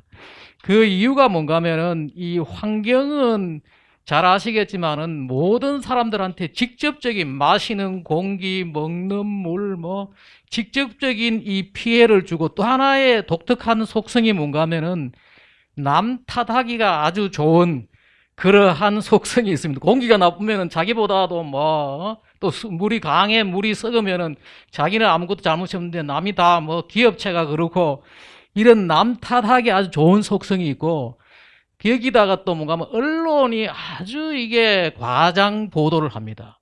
더더욱 큰 문제는 뭔가 하면은 복잡한 이 다양한 이 과학적인 것들을 제대로 이해해야지 합리적인 규제를 만들 수가 있는데 그게 이제 제대로 안 되고 지금 어떤 우리 지구온난화 같은 거는 아직 과학적인 것들도 제대로 이해가 안 된 상태에서 하다 보니까 과잉 규제가 되고 하는 거죠. 그래서 이제 다른 부서보다도 굉장히 과도하고 부적절한 규제가 많은데 제가 여기서 이제 적을 때 이 불합리한 규제를 한 5가지로 분류를 했습니다. 하나는 뭐냐? 과학적 근거가 없는데도 미흡한데도 규제하는 경우. 두 번째는 뭔가 하면은 중복 과잉되어 있는 그런 규제. 또 세 번째는 불필요한 규제죠. 필요도 없는데 하는 규제들. 그리고 실제로 지금 규제를 해야 하는데도 방치되어 있는 규제도 많습니다. 그 다음에 5번째가 뭔가 하면은 행정적으로 또 법률적으로 잘못된 규제죠. 우선 그 사례를 보면 말입니다. 비과학적인 규제라는 게 뭐냐? 지금 우리나라에 탄소 중립한다고 말입니다. 수천조의 예산이 들어가는데 많은 사람들이 이것이 좋은 근도로 착각을 하고 있어요. 엄청나게 지금 과학적으로도 잘못되었고 또 이것이 뭔가 하면은 우리 경제라든지 여러 가지 면에서 이게 잘못되어 있는데도 탄소 중립을 하고 실제로 이 미국에서는 아직도 유엔 기후변화 협약을 주도를 했지만은 지금까지 어느 정부도 국회에서 비준을 받지 못하고 비준을 받으려고 시도도 안 했어요. 지금 그런 상태고 지금 바이든 행정부도 참여하겠다고 하지만은 국회 비준은 미흡해요. 그리고 지금 현재 이 IPCC란 조직이 1988년도에 만들어졌는데 끊임없이 그 조직을 유지하기 위해 가지고 과장된 지금 외척을 하고 있다는 것이 밝혀지고 있고, 이산화탄소가 이 지구온난화의 직접적인 원인이 아니라는 것이 지금 증명이 되어 있고, 98년도부터 지구온난화가 중단되어 있음에도 끊임없이 지금 이런 일들을 하고 있어요. 그리고 외국에서 지금 유럽이라든지 미국이라든지 각종 나라에서 지금 이거를 지금 과학적인 증거를 대가면서 반론을 하고 있는데, 언론에서는 그것이 전혀 지금 나오지도 않고, 중국은 파리 협약에서 제외됐고, 인도도 제외됐고, 러시아도 제외됐고, 아시아 모든 나라들이 그런 데서 제외되어 있으니까 그 사람들은 뭔가 하면은 거기에 참여하는, 하여튼 대표적인 게 뭔가 하면은 바로 탄소 중립과 배출권 거래제도인데, 새 정부에 돌아가지고 이것을 아주 과학적으로 우리가 아주 토론을 하면서 검토를 해야 할 거라는 거죠. 왜냐하면은 이거는 엄청나게 큰 우리 경제에 문제를 주고 기업체를 옥죄고 하는 그런 거는 거예요. 이게 바로 첫 번째 비과학적인 거예요. 또 하나가 뭐냐? 중복 규제죠. 이게 왜 그런가 하면은 중복 과잉 규제인데, 70년대에 환경보전법 하나가 단일법으로 모든 환경을 규제하고 있다가 90년대 와가지고 환경법이 복수법화되었어요. 지금 몇 개 법이 생겼느냐? 50몇 개가 생겼어요. 끊임없이 사고가 나면은, 낙동강 페놀 사고가 나면은 또 법 하나 만들고, 가습기 살균제 사고 나면 또 법 하나 만들고, 끊임없이 이 중복 과잉되어 있는 법들, 또 이것뿐만 아니고 다른 법하고도 또 이게 중복된다고요. 또 하나가 뭐냐? 바로 여기에 불필요한 것들. 환경에서 중요하게 생각하는 게 뭔가 하면 사전 예방의 원칙. 사전에 막아야지 뒤탈이 안 난다 해가지고 하다 보니까 너무너무 이게 뭐 상수원 보호구역에는 말입니다. 나무도 심도 못하고, 나무를 자르지도 못하고, 흙만 파면 안 되고, 이런 식으로 너무너무 그런 것들이 지금 되어 있고, 정말로 지금 현재 우리가 규제해야 될 것 중에 하나가 뭐냐? 방치되어 있으면서 지금 무슨 통신 시대가 오면서 말입니다. 전자파로 인해 가지고 많은 사람들이 지금 피해를 당하고 과민증에 걸려 있고 여러 가지 생태계에 피해가 있지만은, 지금 중계기 안테나라든지 휴대전화라든지 와이파이라든지 이런 것들이 96년도 미국에서 뭐냐? 휴대전화를 허용할 때 말입니다. 사람이, 그것도 건강한 사람이 1인치 띄어가지고 6분 동안 통화하는 것이 괜찮다 해가지고 허락을 했는데, 지금은 6분 씁니까? 1인치 띄어가 씁니까? 안 쓰잖아요. 그런 것들이 그냥 넘어가고 있고, 그런데 이제 우리 보통 건강한 사람들은 담배 몇 대 피워도 괜찮은 듯이만 그냥 넘어가고 있는 이런 것들에 대한 그것들. 또 하나가 뭐냐? 마지막으로 우리가 행정적으로 법률적으로 잘못된 거죠. 우리 지금 보셨겠지만 지난번에 그 라돈 침대 나왔을 때 그게 우리가 생활하는 환경의 이야기인데, 원자력 안전위원회에서 지금 우리나라는 관리하고 있어요. 원자력 안전위원회는 뭐냐? 바로 이게 저기 원자력 발전소의 핵 폐기물, 거기서 나오는 방사능 물질을 관리해야 되는 그런 데서 해야 하는 거를 그 장소 원자력 안전위원회가 집에 있는 침대 뭐 이런 것들 관리하는 까지도 다 맡아 있으니까 이게 잘못된 거지. 또 하나가 뭐냐? 더 큰 것이 뭔가 하면은 우리나라의 4대 강법이, 4대 강법은 뭐냐 하면은 한강, 낙동강, 금강, 영산강 법을 만들면서 무리용 부담금을 매겼어요. 그 무리용 부담금을 매기니까 뭐냐? 한강에는 거의 지금 4,700억이 나와요. 무리용 부담금이. 영산강은 뭐냐? 800억도 안 나오는 거죠. 근데 문제는 뭐냐? 우리가 서울에 살지만은 말입니다. 한강물을 먹고 사는 게 아니에요. 영산강에서 나오는 곡식을 먹고, 낙동강에서 나오는 채소를 먹고, 금강에서 나오는 과일을 먹고, 전국에서 나오는 그걸 우리가 뭐라고 하냐면 가상수라고 그래요. 우리가 가상수를 쓰기 때문에 우리가 그 돈을 다 나누어 가지고 하면은 전국의 수질을 관리할 수 있는데, 바보같이 뭐 하냐면은 영산강은 영산강만 물 가지고 관리를 하려고 그러니까 뭔가 하면 수질이 제일 나쁘죠. 지금 우리나라에서 제일 수질 좋은 데가 뭐냐? 무리용 부담금이 많은 데가 제일 수질이 좋아요. 이러한 과학적이지 못하고 이런 것 때문에 되는데, 아마 새로운 행정부에, 새로운 정부에서는 이런 것들을 다 고려해 가지고 환경 규제를 이제 좀 더 합리적으로, 불합리한 규제는 과감하게 정리하고 합리적인 규제로 가야 된다. 이상으로 마치겠습니다. 예, 감사합니다. 근데 그 지금 와서 다시 생각해 보니까 이건 뭐 논리적으로 아무리 뭐 써봐야 이게 별로 와닿지 않는다. 그래서 오늘은 조금 다른 말씀을 좀 드리고자 합니다.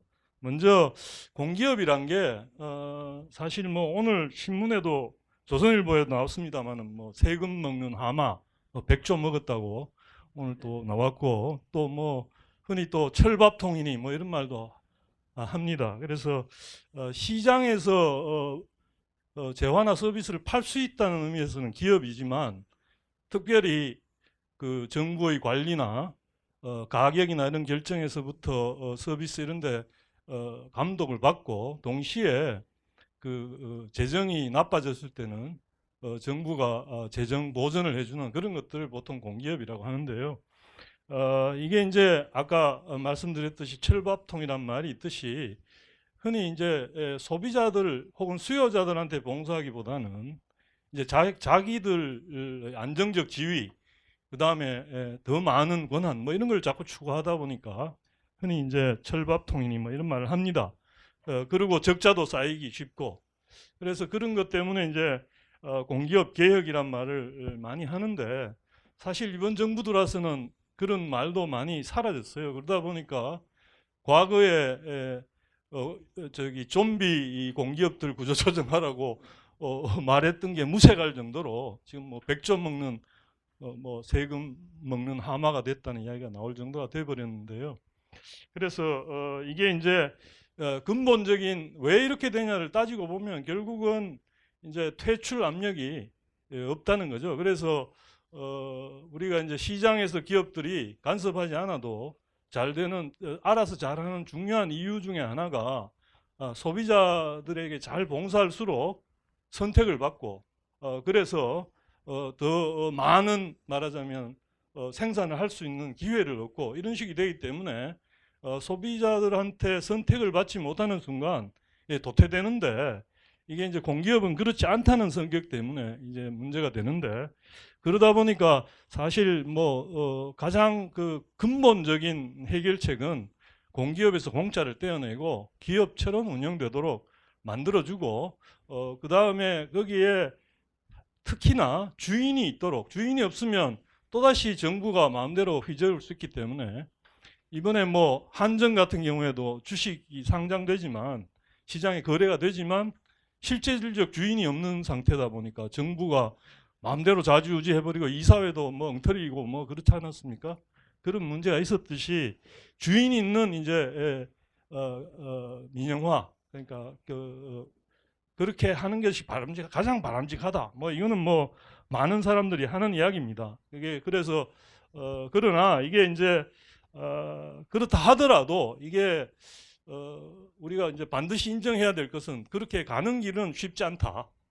왜냐하면 당장 이제 가장 노조가 잘 조직된 데가 공공부문하고 대기업인데, 대기업보다도 오히려 공공부문은 정부가 반드시 무슨 서비스가 잘 안 되면 큰 문제가 생기니까 정부의 지원이 들어온다는 것 때문에 보통 더 무리한 요구가, 더 과격한 파업이 일어날 수 있는 가능성이 더 높은 것입니다. 그래서 사실 영국 경우에 사실은 그 노동당하고 그 노동당조차도 과격한 이런 그 노조가 여러 가지 뭐 파업을 일으키고, 석탄 노조 같은 게 대표적인데 그걸 개혁할 필요성을 느꼈지만 제대로 대비하지 않고 하는 바람에 다 실패했습니다. 그래서 그런 경험들을 가지고 제대로 하자는 그런 걸 가이드북으로 미시정치 같은 책이 나와 있으니까 좀 참고를 잘 할 필요가 있다고 생각합니다. 그래서 제가 드리고 싶은 말씀은 가장 먼저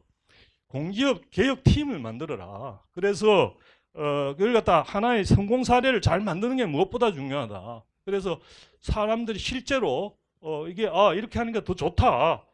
그런 걸 갖다가 할 수 있도록 하나하나씩 그 제도적 환경을 만들어 가야 된다. 그리고 그게 그래서 그 중에 하나가, 그런 제도적 환경의 하나가 제가 생각하기에는 노조의 민주화입니다. 노조의 민주화. 왜냐하면 이게 파업을 하는데 사실은 그 영국의 경우를 보면, 영국 항공의 경우 그 민영화를 할 때 그 경영자 노조원들 노동자들의 컨소시엄이 그 영국 항공을 맡아가지고 민영화를 맡아서 했는데 이 사람들이 나중에 실은 자기들이 알아서 그 과잉 인력 다 그 명예퇴직시켜 돈 다 주고 해가지고 나중에 상장했을 때 기업 가치를 최대한 높이기 위해서 노력하다 보니까 엄청나게 그 적자 덩어리에서 완전히 그 그 이익을 내는 기업으로 재탄생했다고 하거든요.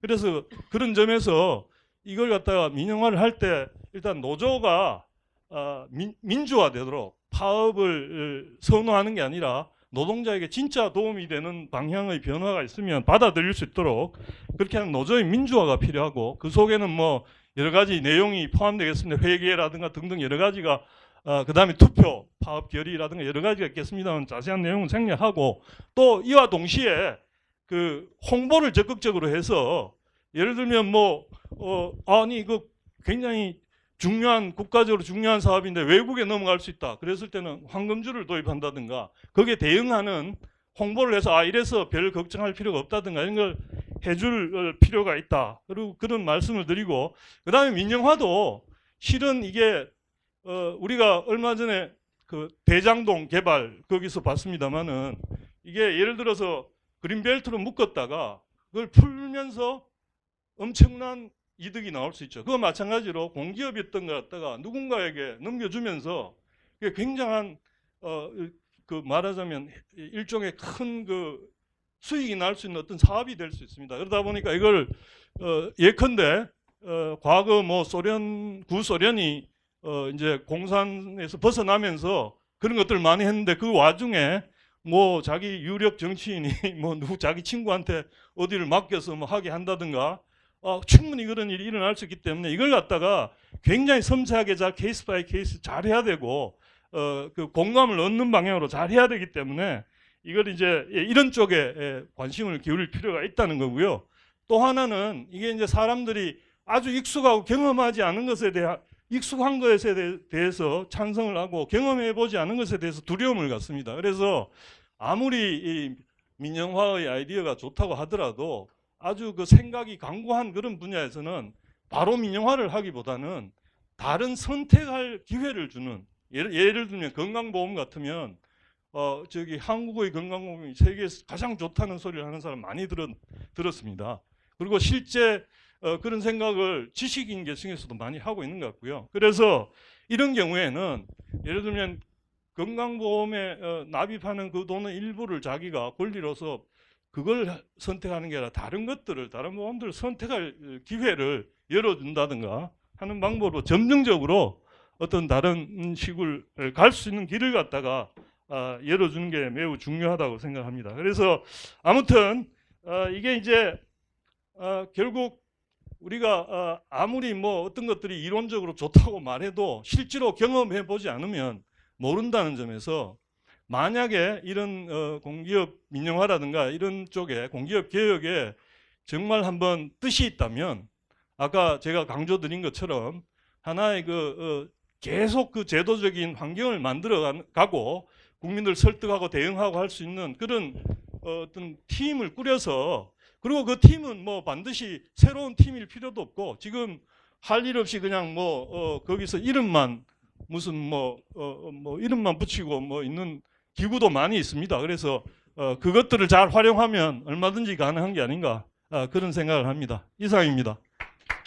예, 반갑습니다. 소개받은 박정수입니다. 우리 김희석 박사님, 공기업 민영화 정말 어려운 건데 이 성공 사례를 조금씩 만들어 가면서 점진적으로 하자라고 얘기하셨는데, 우리가 한번 성공한 때가 있어요. 그 외환 위기 때 우리가 포스코도 성공을 했고, KT도 성공을 했고, 그 다음에 그 KTNG도 그렇고, 이 실질적으로 위기가 정말 우리가 안 해본 길을 갈 수 있는 기회다. 사실 지금 우리는 못 느끼고 있지만 우리가 코비드 그 팬데믹이라는 그러한 부분이 또 하나의 위기라고 봤을 때 우리가 못 해본 그러한 개혁들을 할 수 있는 환경이 만들어지고 있다라는 그러한 측면에서 보면 제가 말씀드리고자 하는 이 고시제 부분도 이제는 한번 기회가 된 것 같다. 무르익을 만큼 무르익었다라는 얘기를 좀 드리고 싶습니다. 사실 제가 대학에서 보면 정말 열심히 공부하고 이 성실한 친구들이 뭐 할래 그러면은 고시 공부하겠습니다. 대학교 1학년 때부터 그래요. 뭐 주변도 안 돌아보고 이 경제학과든 행정학과든 이렇게 들어오면 정말 머리 좋은 친구들이 와서 아무것도 앞도 안 보고 고시만 하겠다 그럽니다. 왜 그런가 생각해 보면 당연한 거예요. 그 친구들은 아주 합리적인 선택인 거죠. 뭐 지금 민간 부문 가면은 40, 50대 그 정년해가지고 뭐 밖에 나가야 되죠. 그리고 뭐 우리가 좋은 얘기로 보면은 그 굉장히 큰 그 기회가 될 수도 있겠지만은 그 얘기는 무슨 얘기? 그만큼 또 위험이 있다는 그런 얘기이기 때문에 안정지향적인 측면에서 생각해 보면은 이 완전히 퇴출로부터 보호가 되는 그러한 공공부문, 공기업도 아니고 이 공직이라고 한다 그러면은 굉장히 가고 싶은 직장, 신의 직장이 될 수밖에 없는 게 현실입니다. 그래서 지금도 보면 이 노량진이고 아니면 인터넷 그 고시 공부를 하는 친구들이 굉장히 많이 있다라는 측면에서 본다 그러면 이것이 과연 대한민국의 미래를 생각해 볼 때 바람직할까 생각해 보면 이 혁신, 그 다음에 성장, 우리가 보는 그 K방역도 정부가 굉장히 잘한 것처럼 얘기하지만 실질적으로는 이게 민간이 잘 지키고 그다음 병원과 이 협업을 해서 결국은 우리가 K방역도 이만큼 유지를 하고 있는 거고 이 한국의 지금까지의 어떠한 그 성취 정말 여러분들 그 60년부터 2030년까지 이 명목 GDP가 이렇게 바뀌는 비디오를 한번 보신 적이 있으실 거예요. 한국이 전혀 없는 뭐 100불이었으니까 있을 수밖에 없죠.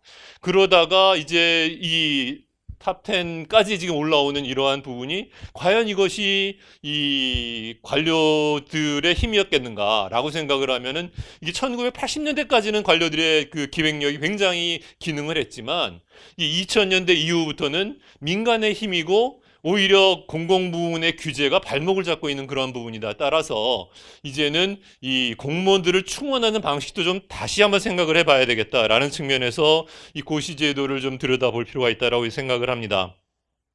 고시제도는요, 고려 말에 뭐 쌍기로부터 시작을 했다라는 얘기를 많이 들으셨을 거예요. 장점은 굉장히 좋은 장점이 많습니다. 기회가 공평합니다. 모든 사람에게 똑같은 이 기회가 주어지기 때문에 가장 공정한 부분이라고 할 수 있겠죠. 시험이 공정하게 관리될 수 있기 때문에. 그러나 문제는 어떻게 인재를 선발하느냐 보면은 누가 더 잘 외우는가를 가지고 선발을 해요. 전혀 21세기에 우리가 얘기하는 창의력하고는 거리가 먼 거죠. 프로블럼 솔빙, 문제를 해결하는 쪽하고는 거리가 있는 겁니다. 그래서 우리가 공정 부분에 있어서의 장점은 분명히 인정을 하지만 이 부분을 담보하는 전제 하에서 이제는 선발 방식이 좀 바뀌어야 되겠다라는 측면을 강조를 하고자 합니다. 과거에는 왜 이 공정이 더욱더 강조가 됐냐면 개천에서 용을 날 수 있는 부분이 다른 부분에서는 전혀 없었습니다. 그러나 이제는 우리가 창업이라는 그런 부분을 통해서 우리가 최근 들어서는 굉장히 급변하고 있는 게 대한민국에도 이 10대 재벌이 금방 바뀌고 있습니다. 과거에는 정말 물려받은 그러한 큰 재벌들만 있는 줄 알았더니 지금은 이 IT 기업들, 창업 기업들로 해가지고 좀 바뀌는 모습들을 볼 수가 있는데 이러한 성공 신화가 이 개천에서 용나는 그러한 측면에서 보면은 고시에 굉장히 큰 장점으로 부각이 됐었습니다. 그러나 단점이 굉장히 큰 게 소위 얘기하는 기수 문화라는 것 때문에 소위 끼리끼리 내지는 인너서클의 문제가 굉장히 심각합니다. 사실 공기업들 부문에 있어서도 이게 공직을 퇴직을 하면은 공기업으로 가고 공기업으로 퇴직을 하면 협회로 가고 소위 이렇게 해서 서로 주변의 동기들을 돌봐주는 이러한 측면의 조직 문화는 이 삼성그룹도 이제는 각 기업별로 인재를 선발을 하고요. 그룹 이제 채용하지 않습니다. 이 사법고시도 폐지가 돼서 법학전문대학원으로 바뀌었어요.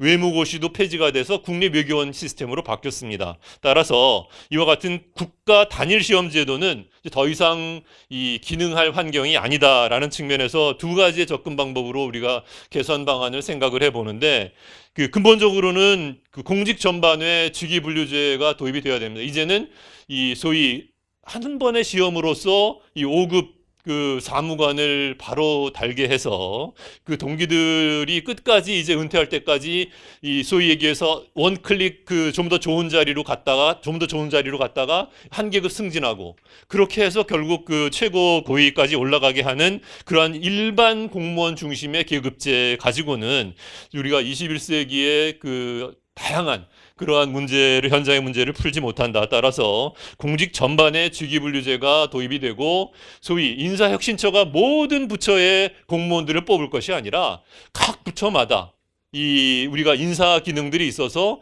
그 부처에 적합한 사람들을 그 부서에서 뽑아서 소위 승진을 시키는 그러한 시스템으로 우리가 바꾸는 것이 굉장히 중요하다라고 생각을 합니다. 바로 이렇게 가기가 어렵다고 한다 그러면은 당분간은 소위 민경채, 민간 경력자 채용을 지금보다 훨씬 늘려서 소위 5대5 정도의 소위 얘기한 점진적인 변화도 바람직하다고 생각을 합니다. 그래서 이 누구나 수긍할 수 있는 기회의 균등과 시험의 공정성이 보장된다는 고시제도의 장점도 살리고 반면에 4차 산업혁명에 요구되는 부처 맞춤형 창의성 있는 융합형 인재를 뽑기는 어렵다는 측면에서 민간 경력자를 각 부처에서 맞춤으로 뽑는 것을 이 어느 정도는 이제 규모를 키워가야 됩니다. 이 고시는 굉장히 많이 뽑고 민간 경력자는 조금 뽑으면 여기가 동화되거나 아니면은 그냥 왕따되는 그러한 모습밖에는 보일 수가 없어요. 그래서 이제 5대5 수준으로 민간 경력자하고 고시를 한 5대5 정도 가다가 이 전국적으로 어느 시점에 가서는 우리가 모든 그 공직의 인재를 그 부처가 맞춤형으로 이 스스로 뽑게 하는, 다시 말해서 이 기수 문화를 없애는 그런 고시제 폐지가 필요한 시점이다. 이런 점을 말씀드리겠습니다. 감사합니다. 제가 본 과잉입법의 문제는 두 가지입니다. 하나는 이제 양적인 문제고 또 하나는 이제 질적인 문제인데, 양적인 문제는 뭐 우리가 다 잘 알다시피 뭐 고무신 공장에서 뭐 고무신 찍어내듯이 법을 만들어내고 있다라는 것의 하나의 문제고, 두 번째 이제 질적인 문제에서는 정말 법 같지도 않은 법들이 만들어지고 있다라는 겁니다. 그래서 그 두 가지를 과연 저는 이제 부실 과잉입법의 범죄는 없고 과연 이것을 어떻게 최소한 막아야 될 것이냐라는 부분에서 제가 생각할 수 있는 부분들을 제안을 했습니다. 먼저 그 양적인 문제를 좀 본다면은 그 자료에 따르면 한 30년 전인 한 80년대까지는 국회에서 발의되는 법안들이 한 370여 건 정도였다고 합니다. 그런데 이게 이제 2000년대 초반, 2010년대 초반으로 오면은 약 17,800건을 한 40배 정도가 늘어납니다. 그 다음에 그것이 다시 5년 후가 되면은 2만 건이 넘어가고요. 이번 좀 21대 국회에서는 1년 만에 11,500건이 됐다니까 대체적으로 추세를 보면 한 4만 건이 넘어갈 거로 지금 보고 있습니다. 그렇다면 지난 국회에 비해서도 또 다시 한 2배 정도가 또 다시 늘어나는 거죠. 그러다 보니까 이제 어떻게 되느냐 하면은 국회에서 약 24개의 법안 심사 소위가 있는데, 그러니까 전체 회의도 아닙니다. 소위에서 법안 한 건을 심사하는데 약 2분 정도 걸린다고 합니다. 그러니까 지난 국회에서 약 2분 정도 걸렸고, 지금 추세로 지난 국회에서보다 약 2배 정도의 법안이 발의될 거라고 생각한다면 이번 국회에서는 법안 소위에 심사하는데, 법안 심사 소위에서 심사를 하는데 약 1분 정도 그냥 훑고 지나간다는 이야기입니다. 그러다 보니까 과연 총회에서 표결에 임하는 국회의원들은 차치하고라도 법안 심사 소위에 참가하는 의원들조차 법안의 내용을 알고 도대체 이 심사하는 것이냐라는 우려가 나오지 않을 수 없는 것입니다. 또 이제 질적인 문제를 보면은 어떻게 보면 뭐 반법치주의적이거나 반시장적인 것 또는 반자유주의 법안들이 거의 뭐 아무런 제재도 없이 마구 쏟아져 나오고 있습니다. 그러니까 그러다 보니까 국회에서 법안이 제정이 될 때마다 규제에 규제가 더해지고, 또 기존에 있던 규제는 그 대상이나 폭이 좀 넓어지고, 그 다음에 국민들이 받는 형벌은 점점 가혹해집니다. 우리가 뭐 간단히 얘기해서 민식이법 같은 경우도 그렇겠죠. 그러다 보니까 국회가 이제 입법 활동을 하면 할수록 어떤 경제 활력이라는 것은 약화되고, 또 국민이 받는 어떤 부담 또는 자유 이런 것들은 부담은 늘어나고 자유는 축소되고 권리도 축소되고 하는 그런 현상들이 나타난다라는 겁니다. 솔직히 얘기해서 발의하는 의원들조차도 자신들이 무슨 법안을 발의하는지도 모르고 법안을 발의하는 경우도 꽤 많습니다.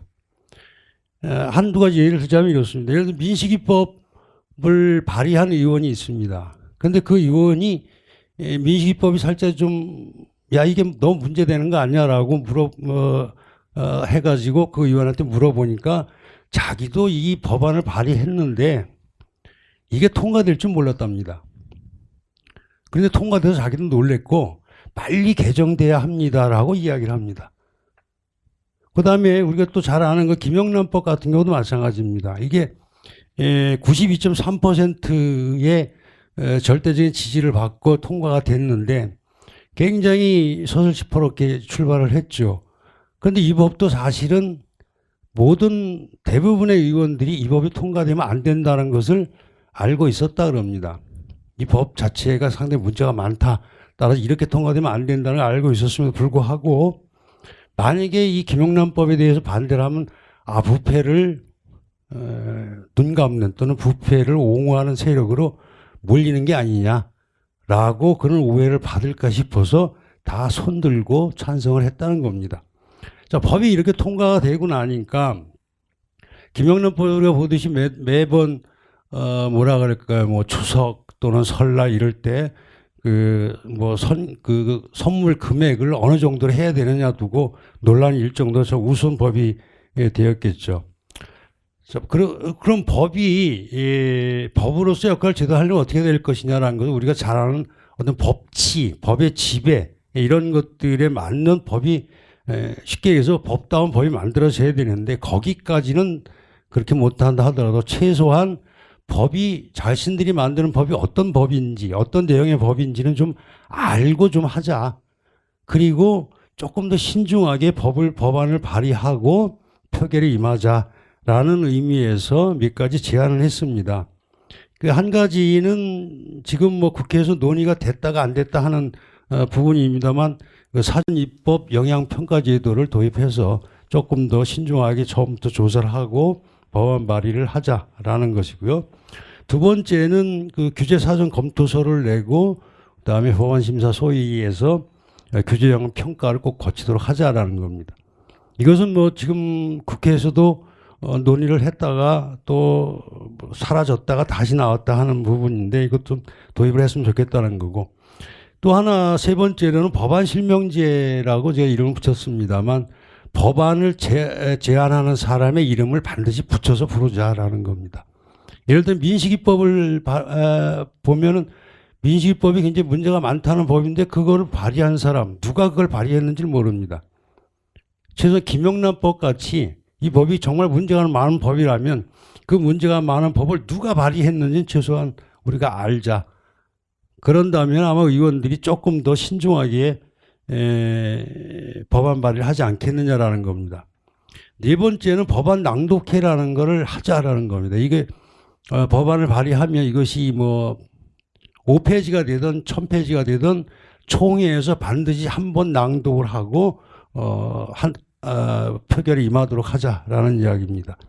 그렇다면은 최소한 무슨 내용인지도 모르고 표결에 임하는 것은 피할 수 있지 않겠는가라는 것이 마지막으로 다섯 번째는 법안이 계속 발의가 되고 통과가 될 때마다 규제가 쌓이고 이러는 것을 막기 위해서는 뭐 규제 또는 어떤 부담 총량 부증의 원칙이라 할까요? 그런 것들을 좀 확립을 해가지고 국민들의 부담이 하나가 쌓인다면 어떤 법률로 인해서 다른 부담을 덜어준다든가 세금 이쪽에서 세금이 늘어난다면 다른 세금을 줄여줘가지고 국민의 전체적인 부담 또는 어떤 규제를 새로 신설하면은 다른 쪽에서의 규제를 감해줘가지고 규제도 더 이상 드러나지 않는 그런 원칙을 좀 세워가지고 법안을 발의하는 것이 맞지 않겠는가라는 생각입니다. 이상입니다. 네, 저 곽은경입니다. 요즘 택시를 가끔 타면 카카오 택시를 타는 거랑 길에서 손 흔들어서 택시를 타는 거랑 굉장히 서비스의 차이가 있다는 거를 많이 느끼고 있습니다. 당연히 그 카카오 택시를 불러서 타면 소비자 평점을 매길 수 있기 때문에 기사님들이 굉장히 친절합니다. 그래서 제 생각은 경제정책의 기준은 소비자가 되어야 된다고 생각을 하는데요. 많은 경우는 기업의 규모가 되고 있어서 문제입니다. 그래서 저는 그런 차원에서 소비자 편익 배제한 규제 폐지해야라는 제안의 글을 썼고요. 말씀드린 대로 지금까지 정책 기조를 보면 규모가 큰 기업, 작은 기업으로 이분법화해서 나누고 규모가 큰 기업이 마치 규모가 작은 기업을 이렇게 영업을 이익을 침해하는 것처럼 표현을 하고 있습니다. 그래서 우리가 대기업을 규제하는 많은 정책들을 내어왔고요. 규모가 크다는 이유만으로 영업시간을 규제당하고 특정 산업에 진출하는 것조차 차단당하고 이러다 보니까 전반적으로 이제 소비자들이 피해가 굉장히 많다는 얘기를 드리는 거고요. 주말에도 쇼핑할 권리가 있고요. 원하는 물건을 선택할 권리가 있습니다. 그리고 공급자들이 활발하게 경쟁하면서 그 사이에 가격이 떨어지고 서비스의 질이 높아지는 그 효용을 누릴 권한이 있어요. 그럼에도 불구하고 이 정부들을 보면 중소자영업자들을 구한다던가 소상공인을 보호한다는 이유만으로 계속해서 규모에 대한 규제를 하고 있다. 그러면서 그 와중에 소비자들의 권리는 침해당하고 있고 나아가서 이게 경제 성장이라든지 일자리 창출이라든지 이런 것들도 차단하고 있다고 생각을 합니다. 그래서 저는 가장 이제 우선적으로 해소돼야 될 규제가 대형마트 관련 휴무제 이런 것들이라고 생각합니다. 그래서 유통산업발전법 12조 2항 이런 것들을 개정을 해서 대형마트를 24시간 소비자들이 방문할 수 있게 하고 그리고 주말에도 장을 볼 수 있게 하고 이런 소비자들의 선택권을 보장해야 된다고 생각을 합니다. 대형마트 규제한다고 해서 지난 10년간 그런 규제들을 유지해왔는데요. 10년 동안 소상공인들, 중소상인들 나아졌다는 소식이 어디서도 들리지 않고 있습니다. 왜냐하면 소비자들이 대형마트 문 닫는다고 해서 대형마트를 안 가고 전통시장을 가거나 소상공인을 방문하는 게 아니기 때문이죠. 소비자들의 트렌드가 바뀌고 있습니다. 네, 뭐 요즘 몰링이라고 하죠. 소비자들이 복합 쇼핑몰에서 하루 종일 머무르면서 거기서 영화도 보고 밥도 먹고 여가 시간을 보냅니다. 그리고 또 최근에는 이 취향을 서로 사고 팔더라고요. 그래서 중고 운동화가 하나가 7천만 원에 팔려요. 그것도 중고 시장에서 팔리는 게 아니고 저 옆에 여의도 더현대백화점 매장에서 팔립니다. 이렇게 소비자들의 트렌드가 한정판 이런 것들 스타벅스 굿즈에 뭐 몇 시간씩 줄을 서죠. 그런 정도로 소비자 트렌드가 바뀌었는데 과연 소상공인들과 중소자영업자들이 그 트렌드를 따라가지 못했기 때문에 영업이 안 된 건데 마치 대기업이나 대형마트들 그리고 이런 대규모 기업들이 그들의 영업을 침해한 것처럼 계속 규제하고 있다. 그 와중에 소비자들이 굉장히 불편하다. 이런 이야기고요. 같은 맥락으로 중소기업 적합업종이나 또 생계형 적합업종 같은 이런 중소기업 보호제도도 문제라고 생각합니다. 그래서 폐지를 해야 되지 않나 생각을 하고요. 대표적으로 중소기업 적합업종으로 선정됐던 그 LED 시장을 보면 LG나 삼성같이 높은 기술을 가지고 있음에도 불구하고 대기업이 퇴출이 되다 보니까 현재 우리 LED 시장은 저가형 중국 기업이 대부분을 차지하고 있습니다. 국내 중소기업들은 없고요. 네. 김치도 마찬가지죠. 우리가 식당에서 종갓집이라든지 CJ 비비고라든지 이런 맛있는 김치를 먹지 못하는 이유도 이 중소기업 적합업종에 포함되어 있기 때문입니다. 그래서 우리가 식당에서 중국산 김치를 먹을 수밖에 없는 거고요. 그래서 이런 그 중소기업 적합업종, 생계형 적합업종 같은 중소기업 보호제도도 폐지를 해야 됩니다. 그 외에도 뭐 여객 자동차 운수 사업법 같은 것들, 그래서 우버나 타다를 금지하고 있는 이런 법들도 개정이 필요하다고 생각을 합니다. 네. 카풀, 심야 전세 버스 그런 각종 그 스타트업들이 사업을 지속할 수 없었던 것도 이런 기존의 규제들 때문입니다. 그 덕에 우리는 기술 혁신도 많이 뒤처지고 있죠. 그 외에도 도서정가제, 단통법 등등 기업 간의 경쟁을 차단하고 담합을 유도하는 정책들에 대한 개선이 필요합니다. 5년 전에도 이런 정책을 아마 제안했고 5년 내내 했었는데 앞으로 남은 5년 동안 이런 정책을 제안하지 않기를 바라는 바라고 있습니다. 정리를 하자면 시장에는 규칙이 좀 명확해야 된다고 생각을 합니다. 그 규칙이 뭐냐 하면 그죠? 기업 간에 공정하게 경쟁을 하고 소비자의 선택을 많이 받은 기업이 살아남는 그 규칙, 시장의 법칙이 잘 작동해야 된다는 거죠.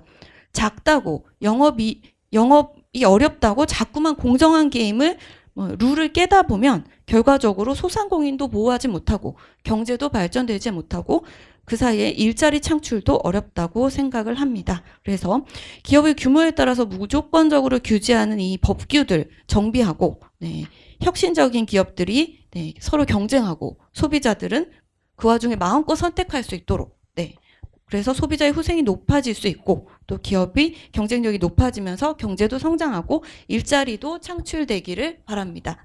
이상입니다.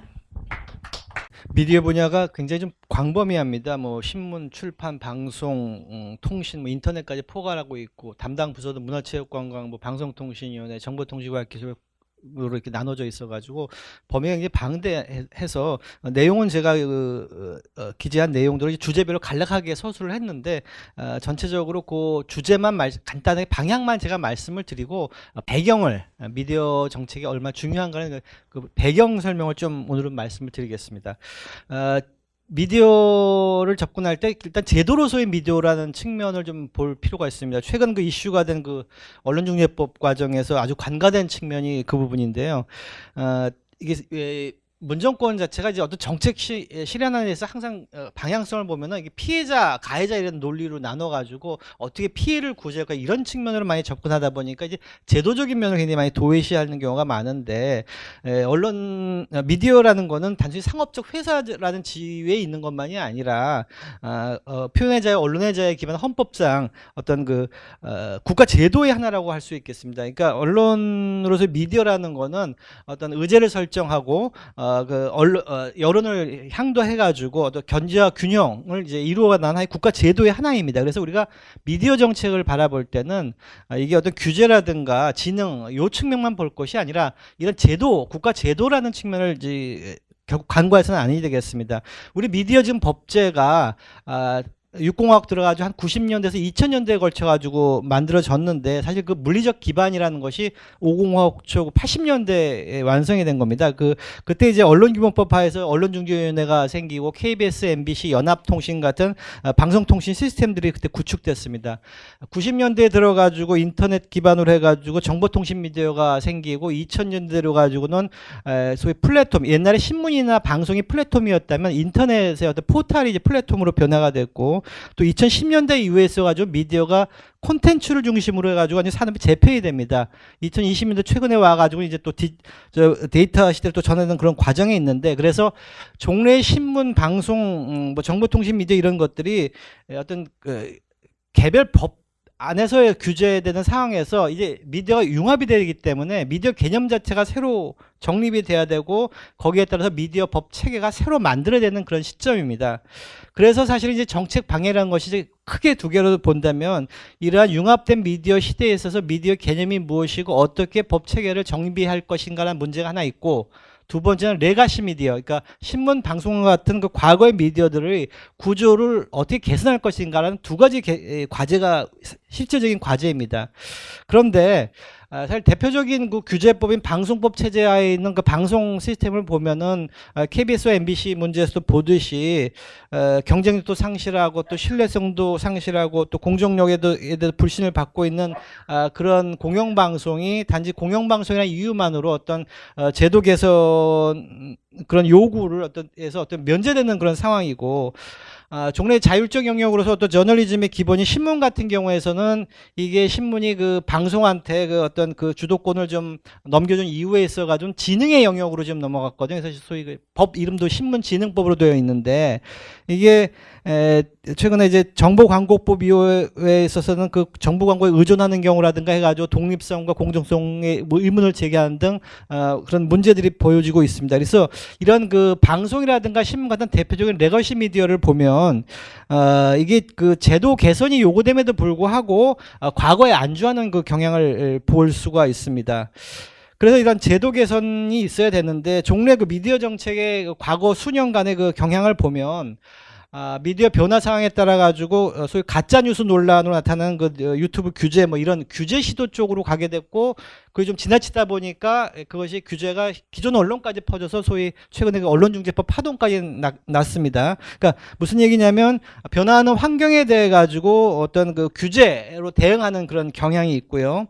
또 한편으로는 사실 실제로 이제 규제와나 구조 개선이 요구되는 공영방송은 레거시 미디어에 있어 가지고는 그러기에 요구되는 어떤 개선의 과제에 집중하지 않고 뭐 방송사 사장을 또 어떻게 뽑냐 뭐 이런 문제에 집중하는 등 좀 어떤 한눈을 팔아왔습니다. 한마디로 그 변화하는 환경에 대응해서 새로운 체제를 바꾸고 과거를 개선하지 못하면서 과거의 규제 체제를 그대로 유지함으로써 과거의 방식으로만 대응해 오는 것 왔습니다. 그래서 저는 이와 같은 관점에서 미디어 융합 같은 그 변화에 대해서 새로운 규제를 생성하는 방법으로 대응하지 말고 현 시스템 하에서 자율적 규제의 방향으로 나가고 레거시 미디어 부분에 있어 가지고는 방송의 경우에는 규제 완화 동시에 제도적 개선이 필요하고 신문 같은 경우를 포함해서 지능 정책에도 또한 재검토가 필요하다는 그런 취지로 방향을 제가 기술을 했습니다. 이렇게 구조 개선을 요구하는 방향성이라는 건 당연히 그 이해관계자와 충돌하게 되겠습니다. 사실 지난 미디어 정책이 부재한 이유 중에 하나도 그런 기존 이해관계자의 충돌이 문제가 되겠죠. 가장 최근의 미디어 정책의 변화라는 것이 이명박 정권 때 종편 만든 방송법 개정이었는데요. 그때 얼마나 시끄러웠습니까? 제도 개선을 위한 나가는 방향에 있어 가지고는 어떤 정책 가치 지향에 대한 합의가 필요할 것인데 정책이라는 것이 가치의 권위적 배분이라고 할 때는 그런 가치에 대한 합의가 나가고 그것을 위해 가지고 어떤 정치적인 어떤 합의를 타결하기 위한 노력들을 많이 하겠습니다. 지금 우리 사회 문제가 이러한 아주 그 진영화되고 갈등 상황이 돼 가지고 이런 것들을 가치에 대한 합의를 하지 못하는 상황인데 이 부분이 좀 전제가 될 거라고 생각을 합니다.